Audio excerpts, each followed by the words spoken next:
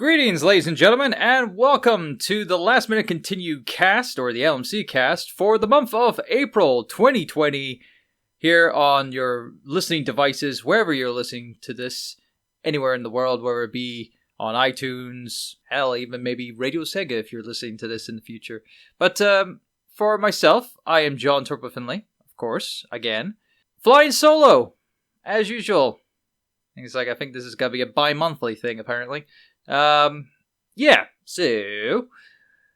I'm just going to talk about what I've been doing this past month, because frankly, I think everyone's been doing the same as I have, and it's just staying indoors and being in self-isolation from the outside world, because we're still in this predicament of the pandemic that is plaguing the world as we know it. And, of course, the best thing is to be safe, stay indoors. Just follow the guidelines of what's been outlined and whatnot, and don't do stupid stuff that has been said or covered in the media by one man of power that made a very stupid remark, thinking that he was going to be funny with that, where obviously, he wasn't funny at all. He was just very, It's like, you can't be funny in a situation like this. You can't be going around cracking jokes. And if you're having some weird way of understanding what I'm talking about, don't think too much about it, because I don't think it requires any kind of feedback on it again, or even just commenting on ever again. I feel it's we don't need any more of our brain cells to be killed off so easily. But anyway, enough about that. Let's get to what I have been watching this past month, for the month of April 2020. So, what I have been watching, I've been watching a lot of Netflix recently, granted, that's the only thing we can all do, really, but I, particularly, have been watching a few series that have been popping up, pop. Yeah, just like the spikes in this audio file, as I see them. But, no, the things I've been mainly seeing, I have actually gone out of my way to watching the first season of Sonic Boom that's up on Netflix. Yeah, that's been hanging on there for a while. And granted, I've never been really a big fan of the series, and I still aren't. It's like, I'm sorry. I won't go into too much detail, because we've got the Uncutting crew to kind of go into a more in-depth episode by episode kind of review on it. So if you want to get other Last Minute Continue members' opinions on it and thoughts and whatnot, go watch that series. Watch the Uncutting crew, because it's a much better analysis of the series overall, and will be more favorable to the series than I will. Mainly because it's some of the kind of storylines and whatnot that are featured in the show, I've seen in other media. I've seen it done before, and the problem with me sometimes is that I can I'm not going to call them out for it. It's pointless. But also, I still haven't received my royalties for Scottish Knuckles. But other than that, I have been watching some newer stuff that has been up on Netflix. I have been watching a lot of the WWE stuff that actually hit on there recently, and boy, this is some righteous stuff. So what they have up there right now that's related to WWE are a sitcom series as such, featuring one of their WWE superstars, and another one is a film that is I don't know what to say. It's your typical oh my god, I'm trying to think of other kind of sports-based show movies, which has either a very well-talented kid or animal in it. And yeah, this movie is definitely up there. But let's start with the show first. The one featuring the WWE superstar, being that of The Big Show show. Yeah, The Big Show show. Yeah, it just doesn't really fit. Well, it's The Big Show show. Okay. What's it about? It's about The Big Show. and it's on a show. You get the kind of like stupidness to it. Yeah, the Big Show. It's your typical run of the mill kind of like family sitcom kind of like series. It's not that. It has funny bits at points. It's got some inside jokes that wrestling marks would understand and whatnot. It has other cameos of other WWE superstars like Mick Foley and Rikishi and Mark Henry. And ironically enough, another guest star that I had no idea would actually be a part of, Jaleel White. Yeah, Urkel himself. Also, my childhood of Sonic the Hedgehog in the DiC Animation Sonic series, or the DiC Animated Trilogy, as I'll kind of like put it, because he's been also he was in Adventures of Sonic the Hedgehog, the Sonic the Hedgehog Sat AM, and Sonic Underground. So yeah, just having him interact with him, and there was a specific line. Now it's not the same spelling, but when I hear like Jaleel White saying that Turbo is a very cool name, or somewhere in the midst of that, because there's this character in this show that's trying to date one of Big Show's daughters and whatnot, because he has like 3 daughters. Yeah, 3 daughters.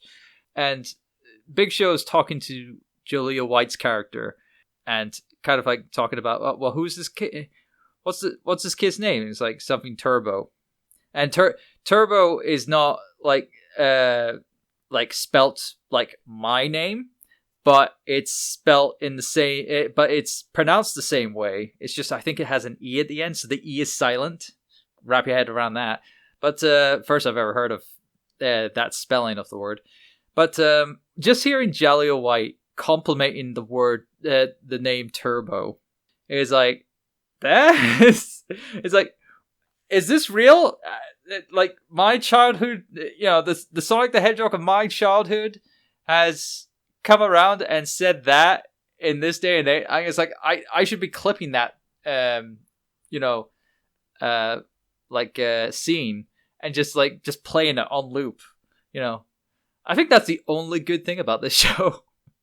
But everything else, you have fleeting kind of like it's trying to be so mmany other things at once as well. Like, it tries to do cutaway gags as well, a la like Family Guy and stuff like that. Although it's it can just fall on the wayside, and like it ends kind of like on the kind of a cliche trope where coming to the tail end of the series, Big Show gets the taste of going back to the ring, because in this show he's supposed to be retired, but then he has a taste of going back to the ring, so he does it and whatnot. And Jaleel White's character is trying to encourage him for his comeback and stuff like that.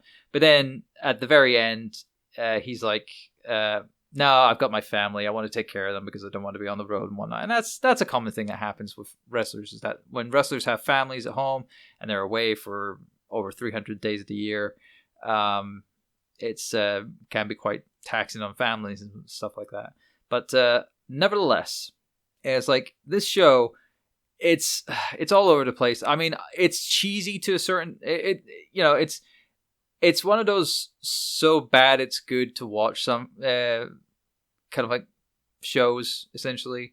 So it's worth to kind of like, if you're just interested to see what the Big Show can do in terms of a comedy role that isn't Knucklehead, then by all means give it a shot, because it gives him a little bit more dignity in this show than Knucklehead did. But who knows? It's like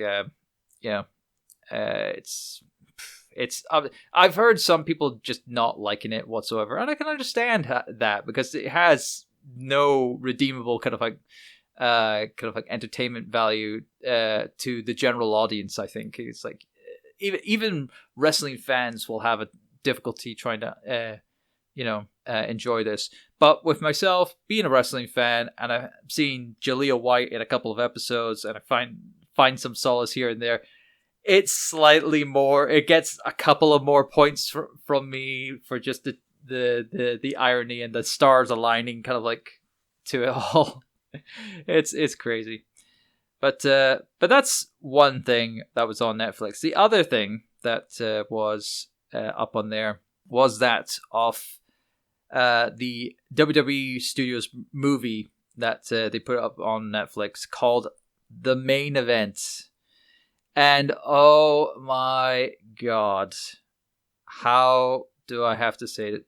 Okay, like I said, if you've seen any of those kind of like movies where there's a kid who somehow has a super ability in a certain field of sports or kind of like knowledge or something like that, and tries to use that ability and whatnot in a either competition or tournament situation where there's cash prize to be won.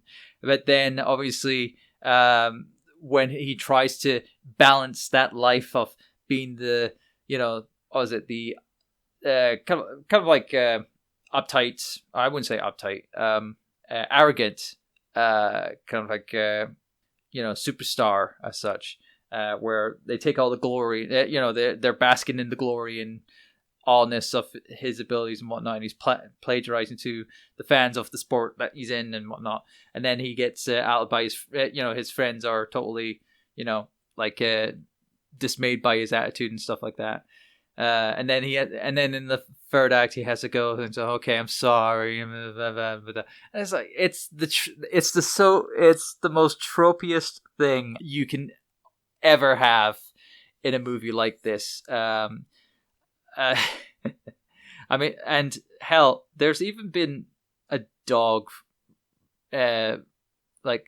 movie that revolves around wrestling, and of course this movie, simply called The Main Event, it's about wrestling, simple as, and it uses WWE as the backdrop for it all, where this kid finds this luchador's mask in a house that was up for auction and whatnot, and the mask is set. It's a magic mask where whoever puts it on has the infinite wisdom and knowledge and speed and power of a luchador wrestler. And I'm thinking to myself, oh my god, it's just ridiculous. And we've had something like this before. Although, granted, it wasn't a magical mask, but it's like, a highly well-performed kind of like dog in the way of WrestleMania, where I've seen reviews of it, and it's pretty much the same kind of like deal, except this time around it's a kid who's gone into a NXT kind of like funded kind of like it's like old school NXT, like the game show style NXT, but it is like a wrestling tournament. Well, actually, it starts off with the kind of like the tropish NXT stuff that was back in the day, where like you had to carry a barrel around the ring in the fastest time and stuff like that, and various other stupid stuff like that. And then it goes into the wrestling tournament kind of like section for it, and you've got some of the characters that they have WWE superstars portraying these characters and whatnot. They're not playing as themselves. There's a couple who play themselves, like The Miz and Sheamus and Kofi Kingston. Although Kofi Kingston just comes up in the last third, essentially. He doesn't make a major appearance, and I can bet you that when this movie was probably being produced in some way or fashion, Kofi Kingston was probably world champion at the time, and they were hoping to bank on his name as the selling point for this movie. They're probably saying, "Come watch Main Event. Well, you see the starring The Miz and World Wrestling Entertainment World Heavyweight Champion Kofi Kingston," and it would be so out of date by then. I'm sure that would be the case. I'm sure that would have been the case, because we've had that before with other movie projects that WWE or in association with WWE Studios have done in the past to try to make a quick buck. So with the movie itself, it's terrible. It is absolutely atrocious. It is really bad. You've got, like I said, you got superstars who play it themselves, but you've also got WWE and NXT superstars who are playing as other characters. Like Otis from Heavy Machinery. He's playing as someone else completely, and wouldn't you know it, he's playing as this stinky slob of a wrestler who has flatulence and whatnot as an offense in some way or form. Oh my god, it's just so dumb. I'm glad he's had a better run in with the Mandy storyline they had for like the last months going into WrestleMania, and he had his WrestleMania moment as a feel good moment and whatnot. Smashing the kind of like stereotype that was for a character for someone like himself. And then you had Keith Lee as I've forgotten his character name, but he's basically this singing kind of like like he's basically Keith Lee because he's got like talent and whatnot. But it's not Keith Lee, it's this other character. He's this very shitty character. And my god, if they actually had that as his NXT kind of like persona and whatnot, I think a lot of us would have been just like, our mouths would hit the floor if this was the case. Luckily enough, it's only relegated in this movie, and hopefully no kid who watches this will go, why is this guy called this? He was called like this in this movie that I saw. Oh, it's ridiculous. And again, the same for Otis. I think there was also a a women's wrestler in there as well. I think it was Xia Li. I cannot mind. It was one of the. I think it was an NXT women's wrestler. So I can't mind exactly. I think I'm just going on. I think it was Xia Li. I think it was, but nevertheless, it's your typical fare where the kid has the luchador mask. He's a super, and it also changes his voice as well. It's like, hey there, baby, how you doing? I'm the baby. It's like, it's so ridiculous. It's like mask. Not only does it give you superpowers, it also gives you so much wrestling knowledge. It can make you do backflips and stuff like that to the top turnbuckle and stuff like that. But also it changes your voice as well and makes it totally unrecognizable. And everyone, and of course, when he goes into this NXT, talent, this contest that NXT is running. I don't know why NXT would ever run a competition like this in the real world, because it wouldn't be really realistic in any way, shape, or form in this day and age. If it was like 8 years ago or something like that, yeah, it would be more plausible because that's what NXT was back in the day. But in this day and age, with that kind of like malarkey, no, absolutely not. It's ridiculous. But other than that, it's like, yeah, would I recommend it? Absolutely not. It's like, absolutely not. It is so tropey whatsoever. It's not worth watching. It is poorly written. It is poorly done. And the WWE superstars could, like, if you didn't have the WWE superstar kind of like backing to it, and WWE backing this movie,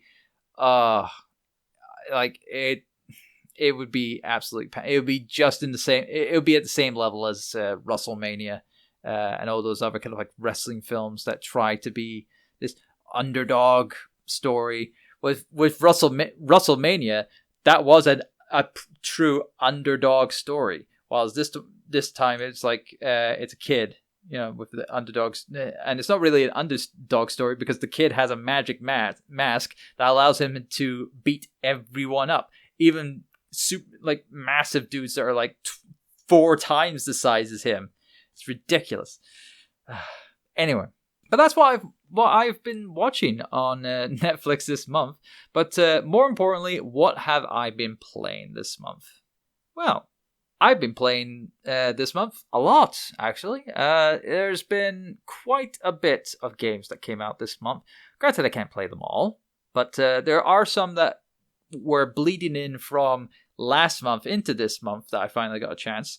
Now, of course, one title that was with my copy of Doom Eternal from last month was a copy of Doom 64. Now, I've actually gone ahead and played Doom 64 now, and I could definitely say it's a lot different to other Dooms in the series, and it's a lot more, I wouldn't say puzzle heavy, but it's tricky with its traps. I'll definitely say that much. In several levels, in a few of the levels, it is a case of like you have to be on the ball when it comes to, taking on like hitting switches and stuff like that. Because there was a number of levels where you go into a room, you're trapped in the room, and then enemies appear, and you take care of the enemies, but then something else happens in the room that you're in. Like the floor falls, and you're stuck in a pit, and you have no way of getting out. You're screwed. So yeah, you always have to save often to it. And in the port that they used for the PS4, Xbox One, and Switch, there's no way of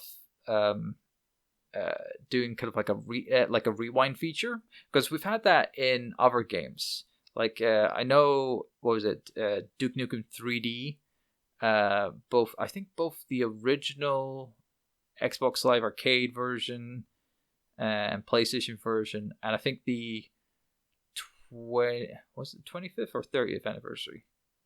Or, no, it was 20th anniversary. It was like the World Tour kind of like edition that came out on PS4. And I think it came out on Xbox One as well. Yeah, there's no rewind feature for Doom 64 this time around. It's like it's just save states, or well, just saves as it would. But like the original N64, it actually has passwords as well, which are still active, and you can use passwords to get to certain points in the game. And there was a point in the game where there's now the game doesn't tell you to do this, but there's actually 3 artifacts in 3 levels that you would have to go and find to then use at the end of the game. And it's kind of disheartening that the game doesn't tell you to do this. But with passwords, you can easily just, do the things and whatnot. And that's what I ended up doing for my playthroughs. Like, I got to the end of the game, and the game just fully inundated with ridiculous stuff, and you would get to a point where you have to take out all these enemies beforehand, and then afterwards you have to take out the mother demon or whatever. And after the onslaught of what you had to deal with all the other demons that were in that room, it's a bit dickish for the rest of the fight to take on the other demon and whatnot. It's hard to say. It's like, I didn't hate it. I just thought that it's basically, if you thought Doom 3 wasn't a Doom game, then you probably will say the same thing about Doom 64. However, Doom 64 is closer to a Doom game than 3 was. But it's still not saying much, because there is a lot more kind of like unfair stuff to it. Probably not in the same line as what Final Doom's all about, because I know Final Doom, which effectively, is consisted of like fan-made mod maps strung together as an official release, and it's probably not in the same way, but it has elements as such. But other than that, it was all right to play through, and I got 100% of the trophies. There's no platinum for the PS4 version of Doom 64, so it was just a case of getting all the trophies for it and be done with it. And with the passwords and whatnot, I think it was a fairly easy one to do, so wouldn't say anything bad about that. But another game that I finally got a chance to play after it took so long for my version to be made available to me and actually given to me after I paid for almost half of the value for it. The value of it. Nice little reference there. Being that of Resident Evil 3 Remake, or just simply Resident Evil 3, because as we know, the original was called Resident Evil 3 Nemesis, whilst this new version is simply just called Resident Evil 3. So we'll just call it that. Resident Evil 3, it came out at the start of the month.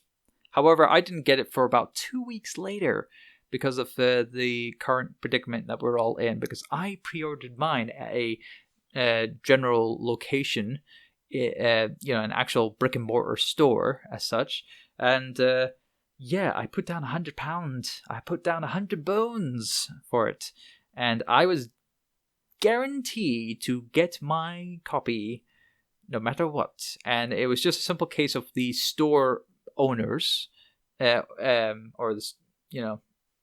to find a way of transferring that order to another system so they can send me out that copy that I pre-ordered, which is, of course, the collector's edition of Resident Evil 3, and it has the Jill Valentine statuette and the music soundtrack and stuff like that. A lot of cool extras and whatnot. Granted, it's slightly more than what I paid for with the Resident Evil 2 collector's edition that's there, and you didn't get as much as before. Now, granted, you did get a CD soundtrack, but because the game is because Resident Evil 3 is also hosting Resident Evil Resistance, which I've played a beta for and think it sucks. You kind of feel a little cheated out if you're only going to be playing Resident Evil 3 and not both Resident Evil 3 and Resistance. So, that's just me. But for the whole thing, what is my overall opinion on Resident Evil 3? Well, I did do a Platinum Pursuit run on my Twitch channel, twitch.tv/TurboDriveLive, so you can get some idea of what I did during that one. And I did pretty much one run on every single difficulty. So I did a collector's run on assisted.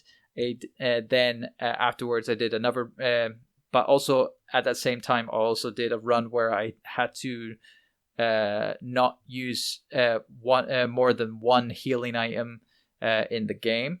Then I did my second run on standard, where I basically went through I went through that one as fast as possible, because the first one was enjoying the story and then getting all the collectibles and not healing more than once.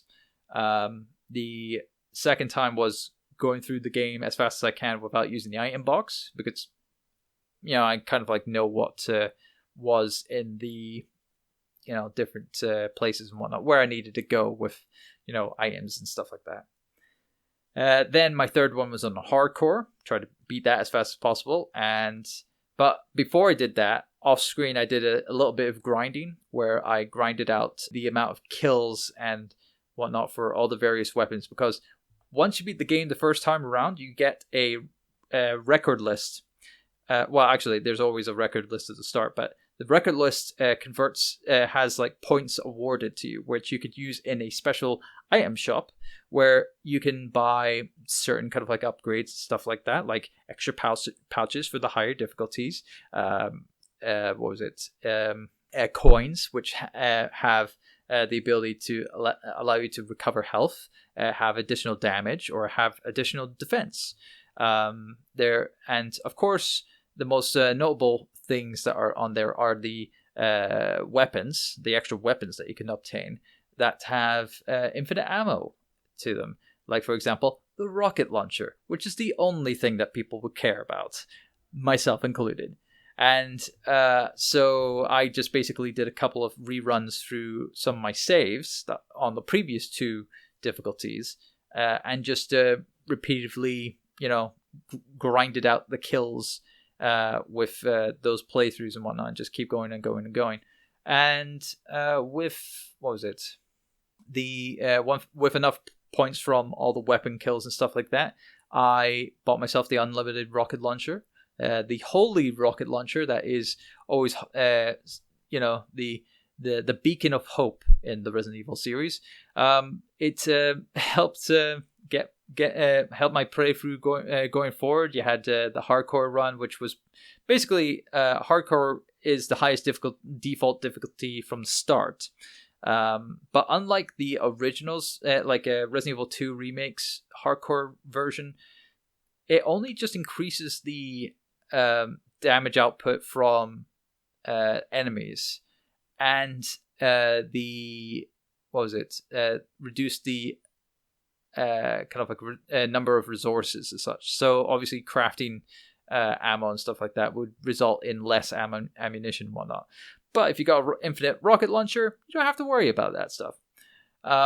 Then after you beat hardcore, which I do believe I got an S rank for hardcore, I believe on my first run with that rocket launcher and whatnot.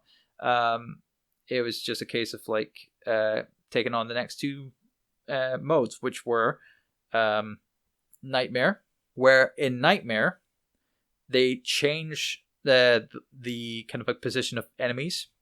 Enemies hit harder as well, just like in hardcore. And certain specific locations of certain items are scattered elsewhere in the game. And after you beat that one, you unlock the last difficulty, which is called Inferno. And Inferno is obviously the hardest difficulty in the game. It can be very challenging if you are going in there for the first time with none of the extra items that you can buy from the item store. It is very, very challenging for any newcomers and stuff like that.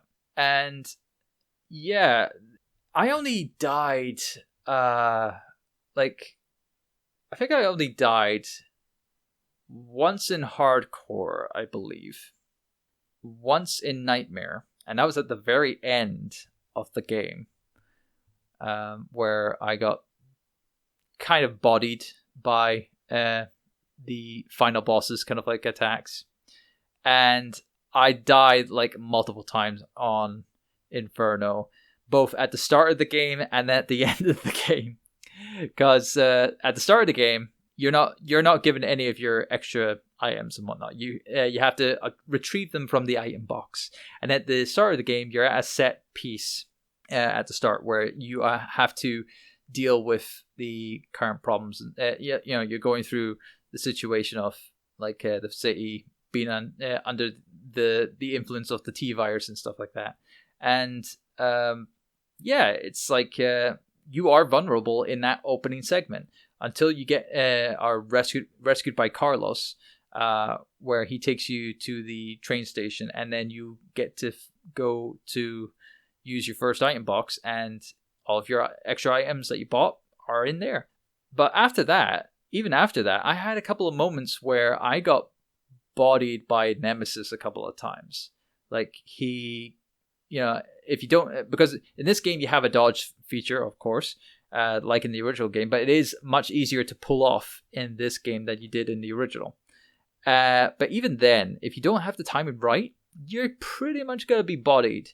And that was the case when it came to the final boss, because in the final boss, if you get hit by one of the kind of like final boss kind of like hits, it goes into a combo. So basically, and when you have the extra like coins that you can buy from the item store, even with those, if Nemesis gets you in a combo where it hits you for the first attack, that's it. It's game over, because you cannot recover fast enough to dodge the next one, or even go into your inventory to use like a healing item and whatnot to take back to heal up quicker than what your coins can do. Yeah, it's good to have those kind of things, but of course, I don't know why I said good. But even though I had that kind of like issue with the ended boss on those higher difficulties and whatnot, it was still manageable. And lo and behold, within a week, I was able to get my platinum after about like 4 or 5 sessions with the game. And I'll definitely say it's not as engaging as the original, because I feel as though the original had more stuff to it. But because this game is also tied to Resistance, they're making it out to say that Resistance is added to the package and whatnot. But because I wasn't getting Resident Evil 3 for Resistance, I was getting Resident Evil 3 for Resident Evil 3, it means that I've effectively wasted my money a little bit. Just a little bit. I think I could have not got the collector's edition now in hindsight if I knew that the game was going to be like this and how the content for the game was going to be like this. Even though having multiple difficulties is a nice incentive for replayability, it's just not enough. And the other things that they had were for unlockable kind of costumes and stuff like that. You only get if you didn't get the pre-order bonus for Resident Evil 3, you only get one extra costume to wear, which is Jill's original outfit from the original Resident Evil game, and that's it.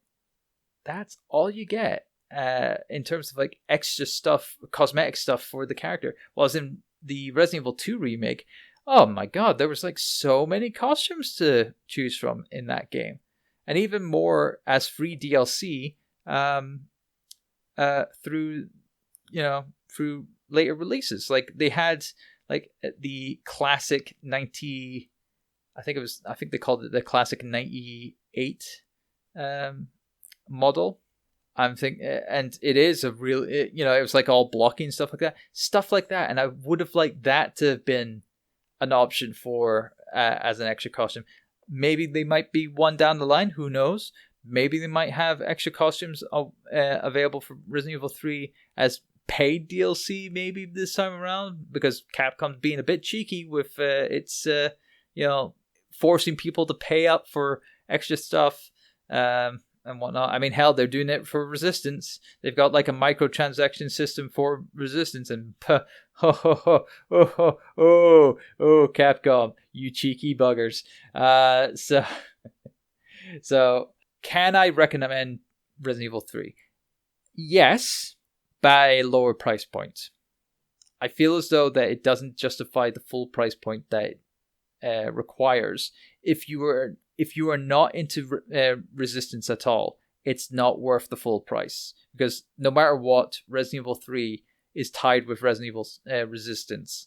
But the best thing about it is that you don't have to play Resident Evil Resistance to enjoy Resident Evil 3, because it's actually when you put the disc in, it actually gives you the choice of downloading or installing which version of the game, which game you want to install. So you can either choose Resident Evil 3 or Resident Evil Resistance, or you can do both. I obviously chose Resident Evil 3. Enough said. Can't really say anything more on that. But other than that, it's yeah, I mean, I can't justify the full price point for Resident Evil 3 with Resistance. If they had released Resident Evil 3 separately and Resident Evil Resistance separately, yeah, you'll have a lot more people buying Resident Evil 3 more than Resistance. But because Capcom wanted to have more, people buying the game and then buying Resistance and whatnot, they bundled them together and just put it as a full price game. So you're getting, for 25 quid Resident Evil 3 and 25 quid Resistance. Doesn't really say that to me. It's when I see the game and whatnot, I feel as though that Resident Evil 3 should be the more expensive out of the two. It shouldn't be an equal thing. And yeah, it's because everyone was more focused on Resident Evil 3 than they were Resistance. And even though Resistance is slowly getting kind of some notoriety for friends playing it and whatnot, it's almost like Dead by Daylight in essence, but it's not Dead by Daylight. It's just more off. And with something like Dead by Daylight, that is a lot more interactive and whatnot, fun, shall we say, with how they incorporate the 1v4 kind of mechanic where the one is on the field all the time, whilst the one in Resident Evil Resistance is in a control room and they're controlling all these extra things and whatnot, the zombies and dogs, zombie dogs, and then special infected if you got, and it's based on a card system where, you know, if you got the points to play them, then you can use them and stuff like that. And that's just overcomplicated. And even the objectives for the survivors as well can be a bit convoluted and confusing as well. And yeah, and it's like based on a 3-round system. I wish it was just a simple 1-act, simple 1-round system, not a multi-round thing, whatnot. But that's me. Yeah, it just doesn't play to my tastes, essentially. And granted, my tastes, I am more of a single player guy than I am a multiplayer guy. I would only play multiplayer games if they were fun and I was playing them with my friends. But because I'm playing on the PS4, not many of my friends are playing PS4 nowadays. They're usually playing PC. I'm not going to be playing that. I'm not going to be playing Resident Evil Resistance anytime soon. So, what you got to do? And the only other thing that I can talk about for games that I've played is that of one of my games that was part of my 100 bucket game list, or 100 games bucket list, or whatever it's called. The poster that if you watch me on Turbo Drive Live on Twitch, twitch.tv/Turbo Drive Live, because cheap plug, I have a list there that has all these games that are part of a bucket list that I should play sometime in my life. And I actually got around to playing one of those games via the Nintendo Online, I think it's NES library, and that being Double Dragon 2, The Revenge. And yeah, I remember why I'm not a big fan of the NES era. Because, this is your typical NES game where, or even just a typical retro game, where you play through the game on its standard difficulty, the game that starts, that is highlighted straight out of the bat. You play the game, you beat it. Now, granted, I kind of like cheesed it a little bit by using save states and using the suspend point system, where obviously I can travel back a few seconds to a point where I was in a better advantage and whatnot, and try to work it out a bit better than whatnot. And I use that and whatnot, and it's fair because in Double Dragon 2, The Revenge, you're only given 3 lives for the entirety of the game, and you can only get through that. You can't earn any extra lives in single player and whatnot. No matter how many points you accumulate or whatever, there's no way of gaining extra lives in the game. I've tried to see if there was extra lives available. I couldn't find any. It's ridiculous. But I got to the end on the middle difficulty. I thought standard difficulty. It was what was highlighted in the start when I booted up the game. Started and got to the very end. Defeated my doppelganger, because apparently in Double Dragon 2, at the end of it you face your doppelganger and you beat them. And it's one of those NES games where they say, "Yay, you've beaten the game, but do it again on the hardest difficulty." And I'm like, "What? Really? Yeah, you're gonna be like that? You're gonna be like that?" I get, like, I've had this before with other with other retro games where the game has multiple difficulties. You play it on the easiest mode. But you don't get the true ending. But if you play it on the default difficulty, then you'll get the full ending and whatnot. But then it will encourage you to try something harder. And then if you do that for that one, it encourages you. The most notable one that I can say that did that was Capcom's Rocket Knight Adventures. Sorry, past me, I want to correct you on that. It's actually Konami's Rocket Knight Adventures, not Capcom's. Sorry about that, guys. Where in that one, it gives you the higher it gives you an easy mode and a standard mode, or normal mode. And then if you play easy mode, you don't get the final level, which is understandable. You're playing on easy.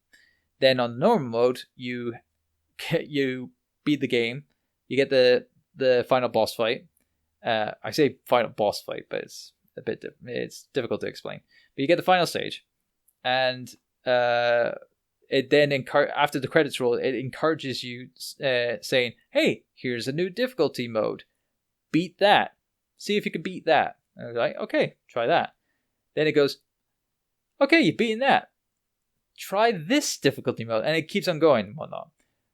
And it's like, that's the only drawback with me and games of that era, of like the retro era, where it encourages you to play on its hardest difficulty to get the true ending and stuff like that. It just slightly annoys me. And that was the case with Double Dragon, because Double Dragon, yes, it is a very fun brawler game. I mean, granted, it's one of the trendsetters of beat 'em up games for the era as such, because obviously I was brought up with Streets of Rage on the Mega Drive more so than anything else. Streets of Rage, Golden Axe, those kind of like games, and those, granted, they didn't. Well, they did have the moment where if you're playing on the easiest difficulty, yes, you would get a mode saying, or a message saying, "Oh, you have to beat the game on, the next level up, at least normal, to get the better ending, or like the true ending, whatever." And in those games, like especially like Streets of Rage and whatnot, like you could be on any difficulty and you'll get the normal ending no matter what. You'll just get the ending. But when you have a game, even when you play a game on normal difficulty in a game like Streets of Rage and whatnot, it doesn't go around and turns around and say, "Hey, we're not gonna give you the real ending unless you beat it on the hardest difficulty." And that's what really annoyed me with Double Dragon 2. For them to just turn around and just say, "Hey, you beat the game, but we're not gonna allow you to see the proper ending until you beat it on the hardest saying." Yeah, I'm not happy with that kind of like mentality from game designers to try to encourage longevity in their games. Look, a game can last forever if it's fun. And a game like Double Dragon, where it's quite ball-bustingly difficult at points, where and you have no way of earning extra lives throughout the game, that's not fun. That's a bit dickish. But regardless, would I recommend it? Absolutely not. It's just like, no. I couldn't recommend this. It's obviously a game of its time, where back in the day, those kind of like games just, they just, were trying to encourage people to not rent those games and actually take them home and master them and whatnot, and try to actually legitimately buy them, and making them hard as possible. They were never rental games, and that was the case a lot back in the day. It's like they didn't want you to rent games out. They wanted you to buy them straight out. But hey, it's like it's what it was back in the day. It was that it was the style at the time, and yeah, that's all that's been happening with myself this past month. There might be other things that I might had in mind to talk about, but frankly, I've lost focus on what I've been watching and playing overall, because I've been playing all the typical stuff on my stream, which you can go watch on the Twitch channel that I mentioned before. But really, because of this pandemic and whatnot, every day seems to be bleeding into itself. So it can be very, shall we say, disorientating, shall we say. So, but I think the best thing to do is obviously try not to think about it. Try not to think about being cooped up indoors all the time. Just try to be active as possible. Like, obviously, me doing these podcasts podcasts and whatnot for the Last Minute Continue. That's something to try to keep my mind off of things. Playing games is trying to keep minds off of things and whatnot, and various other things. Like I said in the last month one, I did have a plan for another show for the podcast feed for Last Minute Continue. It's in some sort of stages, so hopefully I can get it off the ground next month. Who knows? But just keep your ears out for the on the podcast feeds for Last Minute Continue, which you can find them on like on the Apple Podcasts or the Spotify podcasts, or even here, or even on Radio Sega. Who knows? But regardless, I think we'll just call it a day for this month's Last Minute Cast, or Last Minute Continue cast. So thanks very much for listening to this. Of course, if you want to know what I've been doing or see what I tweet out and whatnot, you can follow me at TurboXLR on Twitter. It's also it's the same @ tag on Instagram as well, so you can also check out some photos of pictures and God knows what else. Also, like I said before, you can follow my Twitch channel, twitch.tv/TurboDrive Live, for when I stream. I normally stream every day, except for days when Kevin streams on Last Minute Continue, which is twitch.tv/Last Minute Continue, and he normally streams every Tuesday and Sunday.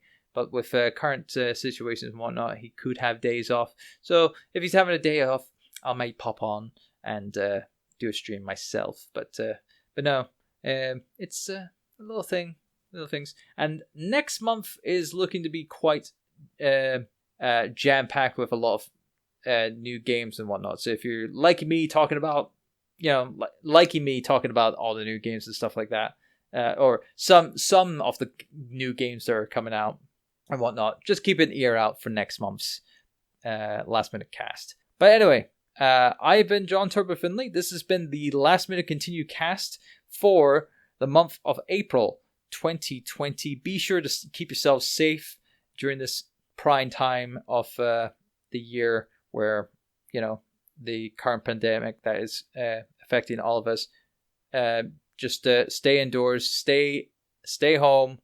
If you do need to go outside, only do it for the essentials, and don't forget to wash your hands for at least 20 seconds when washing them before you leave the house, and even after you come back home as well, if you're doing that. But simple thing is to just stay safe and look after each other and whatnot. Talk to your friends online. Try to try to do as much as you can without actually being there for them. I think that's the best we can do for each other. Anyway, I think that's enough. Have yourselves a great month ahead of you. I'll see you next time. I've been John Turbo Finley for the Last Minute Continue cast of April 2020. See you next time. Bye-bye.